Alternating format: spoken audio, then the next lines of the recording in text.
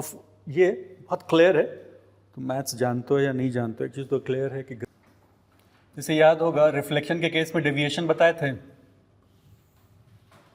In case of reflection at plane mirror deviation आया था ना, कितना था वो फॉर प्लेन मिरर?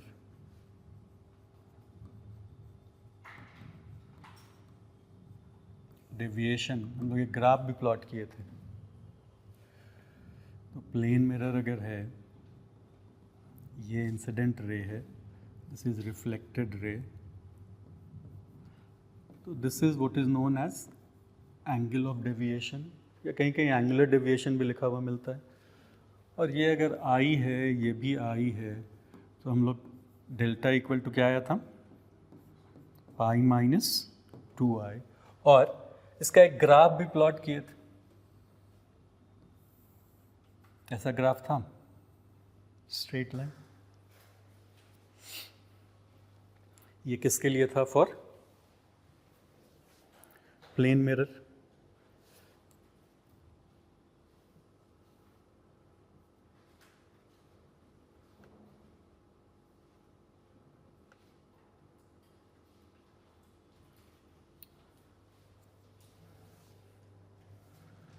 ठीक है, this was for plane mirror.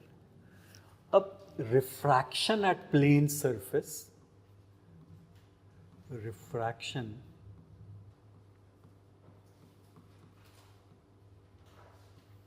Eight plane surface,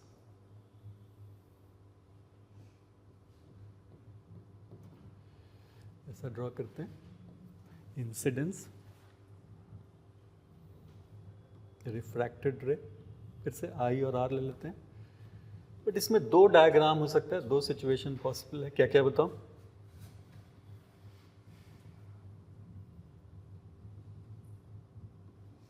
ये समझ में आ गया सबको? एक केस क्या होगा, टुवर्ड्स नॉर्मल, और दूसरा अवे फ्रॉम नॉर्मल। सिंबल एक ही रख रहे हैं, कंफ्यूजन नहीं होना चाहिए, बट ऑफ कोर्स दोनों n1 n2 डिफरेंट है, दोनों n1 n2 का मीनिंग डिफरेंट है।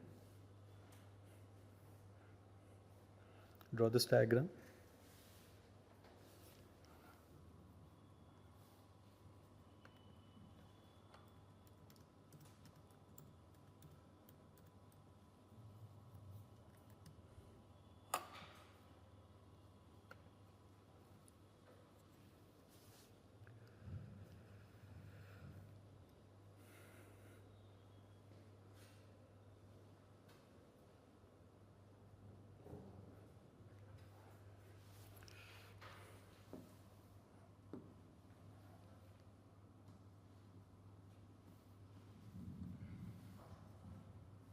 ये होगा डेल्टा,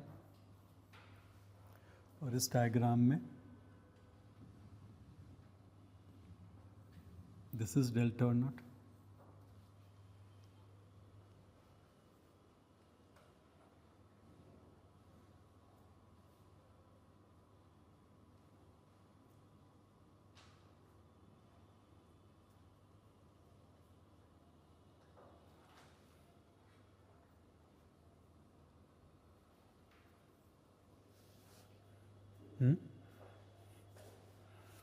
फर्स्ट डायग्राम में बताओ डेल्टा कितने के बराबर है?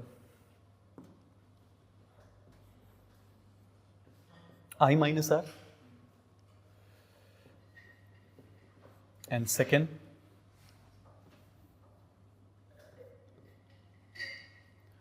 डायग्राम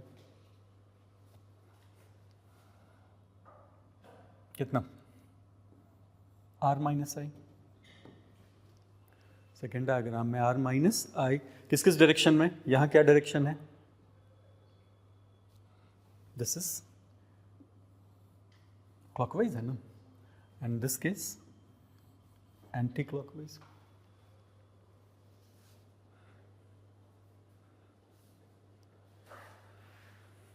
ना अब एक डिफरेंस क्या है कि जब अगर तुमको ग्राफ कोई प्लॉट करना होगा, ऐसा क्वेश्चन हो सकता है ना, ग्राफ प्लॉट करना होगा तो डेल्टा वर्सेस या तो आई ग्राफ होगा या डेल्टा वर्सेस आर ग्राफ होगा। रिफ्लेक्शन में क्या हो रहा था, देखो एक ही वेरिएबल था आई, लेकिन यहाँ पे दोनों एक्सप्रेशन कोई भी लो, how many variables you have, 2, तो वो प्लॉट तो नहीं कर सकते हैं। तो हम लोगों को क्या चाहिए होगा, डेल्टा एज फंक्शन ऑफ आई। तो अब आर को किस टर्म में लिखना होगा, आई के टर्म में। वो कैसे लिखेंगे, स्नेल्स लॉ। तो दोनों केस में अब कॉमन है, तो n1 sin i is equal to how much, n2 sin r. n1 sin i is equal to n2 sin r. So how much is sin r, n1 by n2 sin i. So how much is r, sin inverse. So I am writing it here. तो delta कितना आ जाएगा बताओ, i minus r की जगह क्या लिख दें, sine inverse, क्या sine inverse n1 by n2 sin i।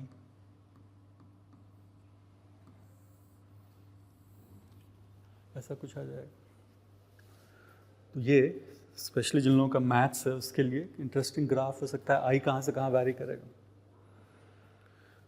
0 to π/2। But अब ये बहुत क्लियर है, तो मैथ्स जानते हो या नहीं जानते हो, एक चीज़ तो क्लियर है कि graph is not going to be a straight line.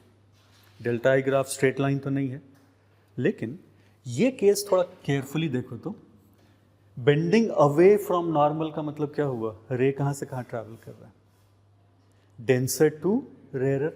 If I is equal to c, in that case this will be π/2. और दूसरा, if I exceeds critical angle, तब कौन सा फिनोमेना होगा, टोटल इंटरनल रिफ्लेक्शन। जैसे ही total internal reflection होगा तो कौन सा नेचर आएगा ग्राफ का, स्ट्रेट लाइन। तो ऑप्शन में क्या हो सकता है, एक कर्व के साथ साथ क्या ग्राफ हो सकता है, स्ट्रेट लाइन। किसके लिए, रिफ्लेक्शन। तो ये हमेशा ध्यान रखना है तुमको, ऐसे किसी भी रिफ्रैक्शन में, एनी रिफ्रैक्शन, कौन सा phenomena you need to be careful about, total internal reflection. लेकिन वो कैसे पता चल जाएगा, सबसे पहले इस केस में तो कभी नहीं हो सकता है, कब होगा, जब अवे फ्रॉम, बेंड कहाँ से कर रहा है, अवे फ्रॉम नॉर्मल, मतलब रे कहाँ से कहाँ ट्रैवल कर रहा है, डेंसर टू रेयर।